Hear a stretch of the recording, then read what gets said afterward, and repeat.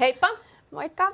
Meille tulee joka viikko jotain ihanaa uutta myymälään kevään mallistoon. Ja viime viikolla tuli muun muassa tämä Danten ihana kollegepaita. Ja siitä minä sainkin idean. Haluatko kuulla? Haluan. Minä haluan haastaa sinut, Emppu, asuinspiraatioon. Me molemmat käytettäisiin siis tätä samaa paitaa ja keksitään siitä omat asukokonaisuudet. Otatko haasteen vastaan? Lähtään kokeilemaan. Kokeillaan. Yes, hyvä. Minä alkaisin olla Emilia valmis. Ootko siellä? Alan olemaan. No niin, ootko valmiina? Oon. Lasketaan 3 ja sitten näyttäydytään. 1, 2 ja 3. Ihanaa! Hei, haluatko Onpa esitellä? hauska. Mitä sulla on päällä? Mä laitoin Newhousen suorat housut tänne alle. Joo. Sitten mulla on Second Femaleiltä. Tää on ihana tää pitsimekko.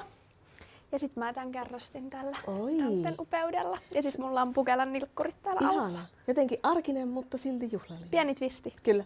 Tosi kiva. Mitäs sulla on? Mulla on päällä Apairin saappaat ja sitten iBluesin satiinihame. Toi on ihana Ja toi alla hame. sitten Second Femalein tämmönen ihana persoonallinen mustakauluspaita. Ja tää Danten paita siinä päällä. Aika kiva. Hauska, että molemmilla on hametta. No Kyllä. mulla on toki mekko. Mut Vähän jotain eriä. on. Hei, mikä olisi meidän seuraava haaste? Kommentoi alle ja tarkemmat tiedot meidän tämän päivän asuista löydät sieltä kuvateksteistä. Mukavaa päivää! Moikka! Heippa!